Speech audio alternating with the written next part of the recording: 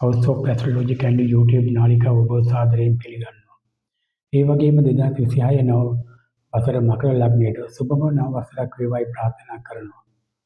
පළමුවෙන් බලමු ආදායම් තත්ත්වය ගැන. ධන ලාභ ඇති කරන වසරක්. දේපල ලාභ හිමි වෙන කාලයක්. ආදායම් වැඩි වීමට කරුණු ඇති වෙයි. ගෘහ ජීවිතය ගැන බලමු. සිතට ප්‍රීතියට හේතු වන කරුණු ඇති වෙයි. දියුණුවද ඇති වෙයි. කරන කටයුතු මෙම අමුතුවෙන් කරන කටයුතු දියුණුවට යයි. ඔබේ තත්ත්වය උසස් වෙයි. ඔබේ බලයද වැඩි කරයි. නොයෙක් ද්‍රව්‍ය ලාභ ඇති වෙන කාලයකි. ලොකු ලාභ පවා ලැබෙන්නට පුළුවන් වසරක් වන්නේය. ඔබේ නමද හොඳ තත්ත්වයකට පවතී. සමාජයේ ඔබේ තත්ත්වය ඉහළ යන දියුණුවට සඳහා කරගෙන යන කටයුතු වැඩි දියුණුවටද පත් වෙයි. වරදකින් නිදහස අනිවාර්යයෙන්ම ලැබෙයි. ඒ වගේම නින්දාවකින් බේරෙන්නත් ඔබට අවස්ථාව තියෙනවා. ගොඩනැගිලි අතිවාරම් දැමීමට සිදුවන බව පේනවා. ඉඩම් හෝ ගෙවල් මිලයට ගැනීමට පවා ඉඩ ඇති වසරක් බවට පේනවා. 2026 ජූලි 1 වෙනිදාට පසු ඔබේ දියුණුව හා ඔබේ පවුලත් දියුණු තත්ත්වයකට පත් වෙයි. ආධාර උපකාර ලැබෙයි. පවුලේ කෙනෙකුට දරුවෝ උපත් සිදුවන කාලයක් බව මතක තබා ගන්න. හදිසි ආදර සම්බන්ධතා නිතර ඇති වෙයි. දරුවන් සිටින මකර ලග්න හිමියන්ගේ දූ දරුවන්ට අපල ඇති වෙයි. එය හදිසි විපතක් වන්නට පුළුවන්. මේ නිසා දූ දරුවන් ඉන්න මකර ලග්න හිමියන් තමන්ගේ දරුවන් යන එන තැන සොයා බලන්න. ඒ වගේම දුර ගමන් බිමන් තනියම යවන්න එපා. සුදුසු වයස නම් මංගල යෝග ආදර සම්බන්ධතා සහ වෙනත් සම්බන්ධතා ඇති වෙන්න ඉඩ තියෙනවා. විවාහයේද අනිවාර්යයෙන්ම මේ 2026 වසර තුල සිදු වෙයි. වාහන ලාභද ඔබට ලබා ගැනීමට හොඳම වසරක් වෙයි.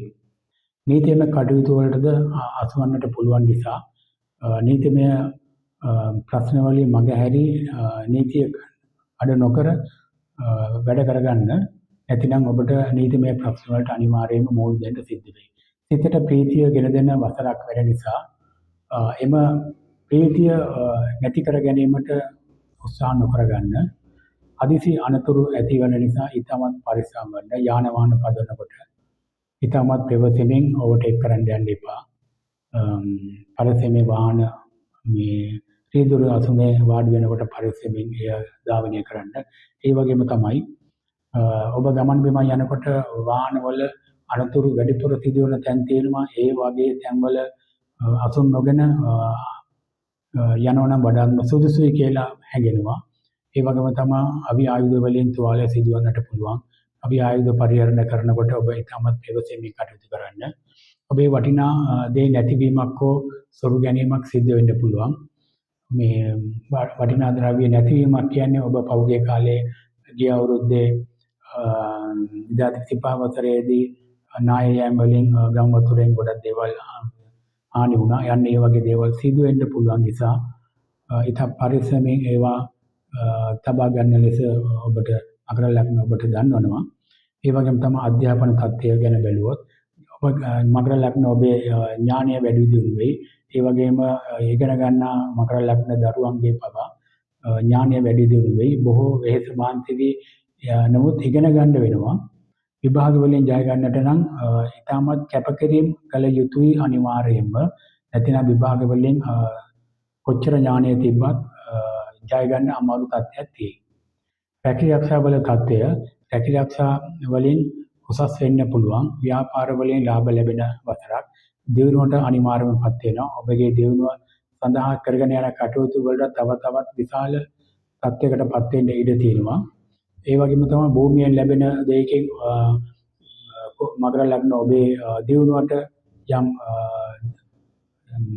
සැනසීමක් අත් වෙනවා. යම් අපි කියමුකෝ මැණික් ලැබුණොත් ඒ විකිණීමෙන් ලැබෙන ආදායම ඔබේ ව්‍යාපාර වලට හෝ වෙනත් දේවල් වලට යෙදීමෙන් ජයග්‍රහණත් කරගන්න පුළුවන්. ඊළඟට අපි බලමු සෞඛ්‍ය තත්ත්වය. අතනීප වලින් සෝයා අත් වෙනවා. බඩගින්නක් ඔබට වෙනදාට වඩා අඩු වෙන්න පුළුවන්.